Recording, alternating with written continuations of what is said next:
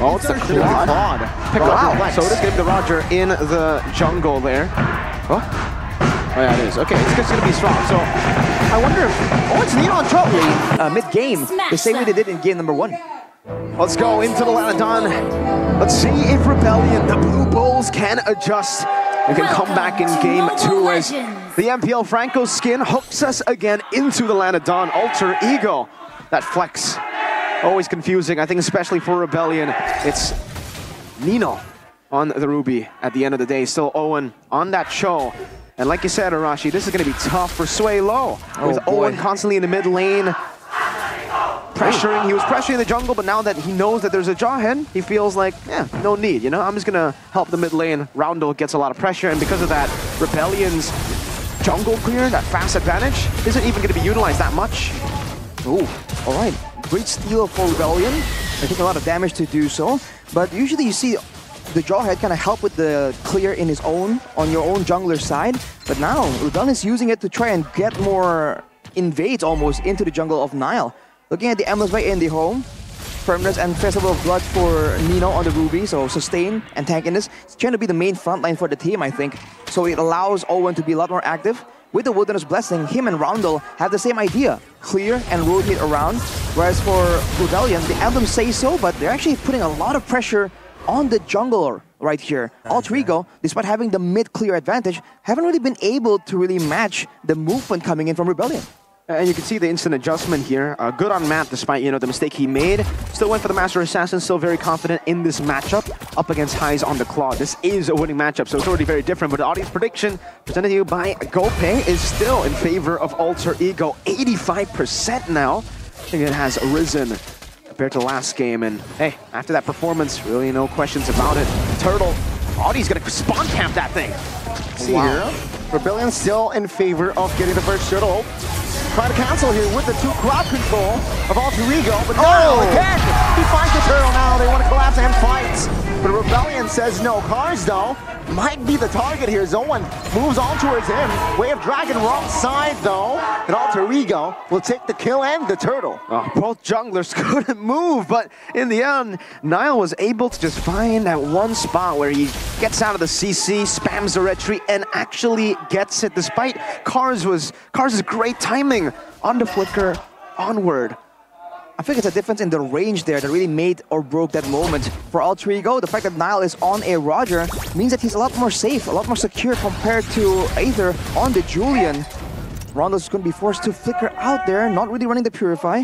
But yeah, exactly. He's a lot safer. And you saw Aether getting really pressured by the crowd control, by the damage. But now he's still moving in aggressively, trying and keep stealing the side camps from Nile. Oh man. Tried to predict that Owen would actually walk up. And he used the chain there to try to go for the immobilization. Feels like Rebellion are thinking ahead of themselves now. Nile. Good retribution. Ejector connects on towards Nile. And this time, it will be Nile taken down by Aether. Good pickoff by Rebellion. That shows you, at least for Rebellion, they still have that kill pressure to play with that Jawhead. The Raging Bull. Is he back? Is the Matador back? That's not what a bull, man. That's a very interesting bull, Goni. I haven't heard one quite like that. But looking at the items here, Highs with the corrosion side. He's relatively left alone, but Nino won't be. 3v1. Whoa! Good calculation with the I'm offended. That's a delay in Aether. Now he's in trouble. Nile will execute him.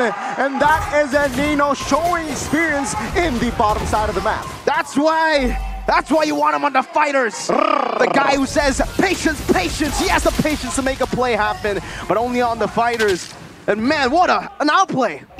Rebellion yelling out, no, it didn't go how they wanted it, but look at Cars getting kicked. We're dragging on towards Cars. That's Nile again, picking up a kill now. Nino trying to control the fights. Audie now with this sprint ejector. Will find the ejector on towards Nile, which allows Aether to find the turtle. They will disengage though. That's Cars for the turtle. At least they get equalization on that front, Arashi, despite the outplay. Rebellion, how do they do it?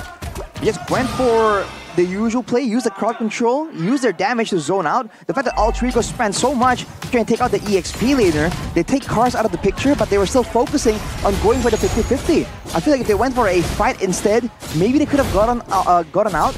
Because technically, when it comes to damage output, they have a lot more flexibility compared to Rebellion that has to go all in with the Domination Descent and all that. But look at his damage. Well, it's a 1-for-1. Both roamers taken down, but that will be all.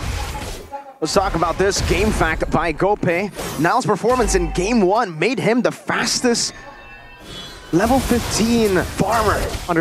Under 10 minutes? It was 950. Kyrie had that record, 955. He's been farming gold, you would say. And you guys can go and farm gold yourself in real life with Ube S Gold. Trust in gold. Go ahead and get yourself that katana or that mythic warrior ring.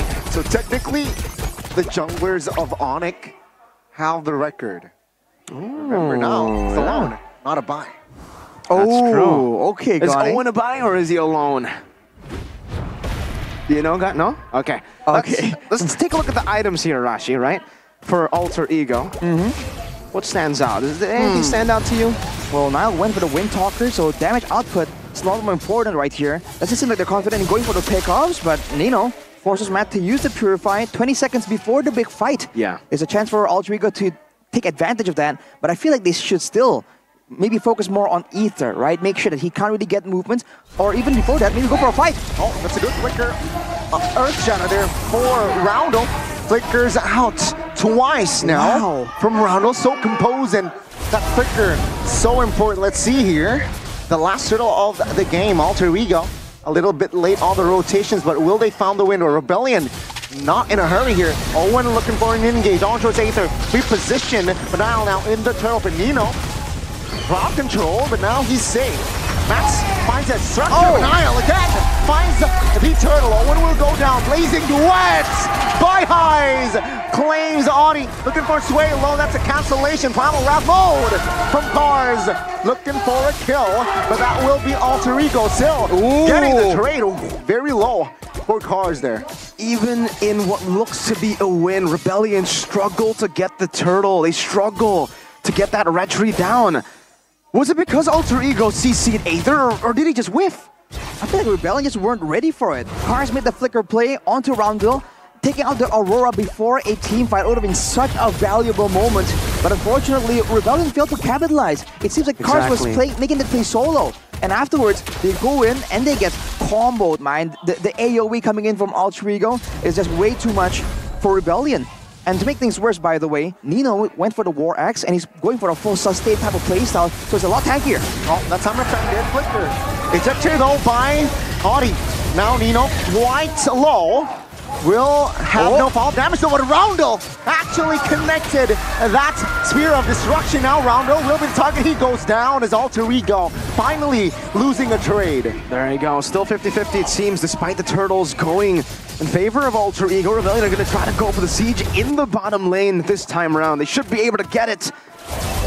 Rebellion, if they get their item power specs in the mid game, can they actually take the snowball, take control of the game? They got 2 turrets in the bottom lane. Alter Ego didn't respond. Owen. Let's see here, Owen will disengage. Rebellion will not be greedy here for that fight. They got the 2 structures. They will reset. I think Rebellion is a lot more dangerous in the mid game with this composition. They still have a lot of DPS tools for sure, but they have an extra amount of crowd control from Audi, from Aether as well. And Aether can still go with the enhanced sight if he wants to go for burst damage. So pick-off potential is very much available for Rebellion. So for Alter Ego, the fact that they don't have a Hylas, they have a Ruby that is by all means sustainable as of right now with the War Axe. If Nino starts falling behind, he's gonna look more and more vulnerable as time goes on, which means that Rebellion will be able to go for more punishes before neutral objectives, and that could be their win condition. 1k gold lead as of right now, and Alter Ego, they're losing because of the macro play from Matt on the Moscow as well. Oh, we're dragging onto it. Cars now, the collapse. It's gonna be Nino taken down. It's gonna be the Blazing Duet hit by Highs, but the damage will not be enough as Cars gets the double. Looking for the triple with the help of Matt, but Cars finds the 3k. Cars with the 4k as well. Ladies and gentlemen, Cars touchdown. What an absolute monster. The machine back at work. Cars turning the fight around for Rebellion. And just in a snap, they take control in the mid-game. Alter Ego overestimate their damage. I guess they were used to it from game number 1. They thought they can go in. They can focus down the EXP lane, the tankiest member in the team at that point. But Cars survives. And he's a fighter, man. Comes back in with the Primal Wrath, and that's just way too much damage. We saw an inkling of that Primal Wrath danger in the mid-game earlier, but there you see it end full blast, man. The fact that he was surviving on such a small amount of HP. Alter Ego, the targeting and the focusing in the midst of a team fight need to be improved right there, because otherwise Rebellion can take this. That's a big power spike for Aether. A Holy Crystal, oh boy, built up for him. Alter Ego back on the defense, and talking about clear, I don't think this is a composition that does well in the clears. You know, this is a team fight comp. They have Highs and Nile, but Rebellion have so many ways to poke, and honestly, cars can initiate under the turret, it seems. Especially with Rondo. Maybe Rondo can clear even better, but you can always look out for cars to make some kind of big play happen. Look at the conceal though. Yep, Supple forward committed as well. That's Ejector. Good crowd control, but Audi goes down now. In trouble, very low, but he will fall. The hands up way low. They need to scare the Lord here as Rebellion. They will not force on towards the main base. They will, though, shift their focus on towards the mid, which Owen is taking care of that wave. Now, Alter Ego, they will re-stabilize here. They will, though, lose a turret and Nile. Deja vu to game one. Only the opposite is happening. Now the Bulls have found their identity. The Raging Bulls into skirmishes. They were 50-50 all these fights, and it hasn't paid off. But then that one big gamble of a fight they won. And now look at the map. It was all red, now it's back to blue. Taking over now. Only 2 turrets standing for Alter Ego, and Rebellion, they don't want to waste that moment. They go straight for the jungle. They want to put Nile back in his place. Revenge for game number 1, as Aether is the one, level 15, denying everything as possible, and Cars is just doing a great job of being the frontliner, but also a pick-off threat in his own right. That's allowing ODCS to have so much more time here to go around and make some of these creative plays.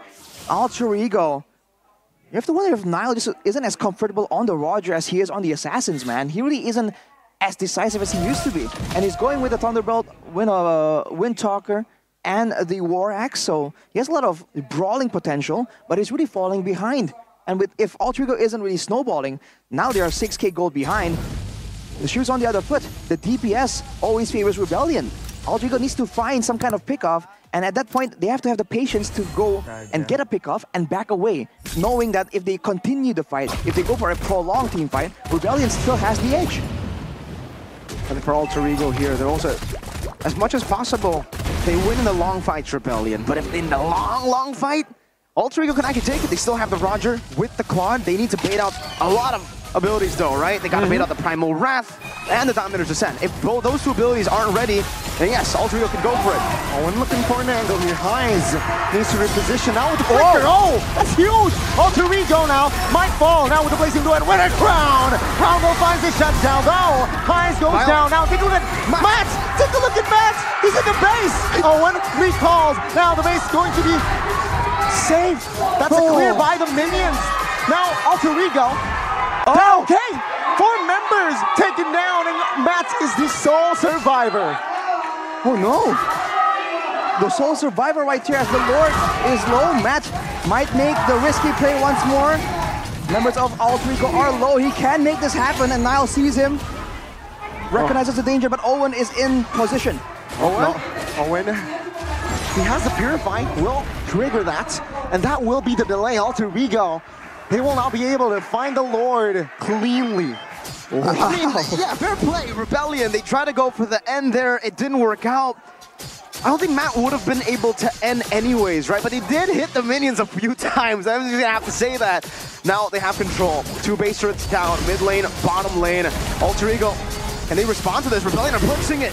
Oh no, Alter Ego a little bit late there on the back foot. Aether securing the Lord. And this is looking kind of dangerous for Alter Ego. We saw that they struggled to deal with the Lord and Rebellion at the same time. Right before this, now with an even stronger Lord, maybe the gold swing will be enough for Alter Ego to clear it. Highs definitely has damage, but he's kind of tunneling in on the idea of going into the Blazing Duet and then calling it a day, right? Getting taken out afterwards. He might have to try and adjust and kite back a bit more and make sure that he is alive to keep outputting that damage. Even though he doesn't really get a massive Blazing Duet, he can still be a continuous factor in these fights. And this is the reason, you know, Claude isn't picked up as much as we saw back in last season. Now Claude very vulnerable whenever you go in. Let's see, enhanced lower to mid lane. Rebellion have a lot of tools. For game 3, Rebellion. Can they pull it off? That's a flicker play. On towards Dino. Deleted instantly. Now Alter Ego defense with 4. Make sure last standing will fall. Nice Winter Crown placing the combo. Will try to clear waves, but now with a wave of Dragon, they find one. Aether and Nile gets taken down. Now they're locking down Turret and members. Ladies and gentlemen, we got game 3. The Raging Bulls come back in game 2, fixing what was the problem in the draft, that Hylos, the Nolan that was giving them so many problems. And in the end, Rebellion forced that Roger to be the hands of the very man Alter Ego are always forced to give it to, and they've always lost with Nile on the Roger. Cars though, we gotta give a massive, massive shout